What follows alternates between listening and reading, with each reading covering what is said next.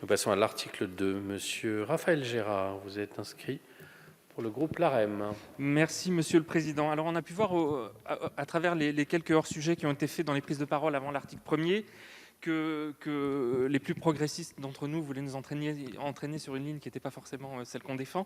Je voudrais simplement rappeler que les 40 dernières années ont été marquées par de profondes mutations des modes de conjugalité et des manières de faire famille. Multiplication des couples mixtes et des adoptions internationales, recours croissant à l'assistance médicale à la procréation, émergence de l'homoparentalité et de la monoparentalité.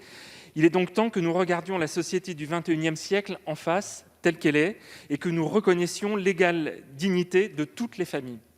Certains prétendent que le mariage, parce qu'il s'inscrirait dans le temps long, alors que les chiffres du nombre de divorces ont tendance à démontrer le contraire, offrirait une stabilité plus protectrice pour l'intérêt de l'enfant. En réalité, la meilleure protection de l'enfant, c'est avant tout d'être accueilli dans un foyer qui le baignera d'amour, d'attention, qui répondra à tous ses besoins, indépendamment du sexe, de l'orientation sexuelle ou du mode de conjugalité de ses parents. Il y a chaque année, dans notre pays, en particulier, au sein de fratries ou des enfants présentant des besoins spécifiques, des enfants qui n'attendent qu'une seule chose, c'est d'être adoptés par une famille aimante. La meilleure protection de l'enfant, c'est aussi de s'assurer qu'il n'y a aucune écharpe dans la loi qui ferait d'eux des fantômes de la République et de les aider à trouver cette famille aimante. C'est pour cela que je souhaite rappeler l'engagement plein et entier de notre groupe dans la lutte contre les discriminations qui mettent à mal notre pacte républicain.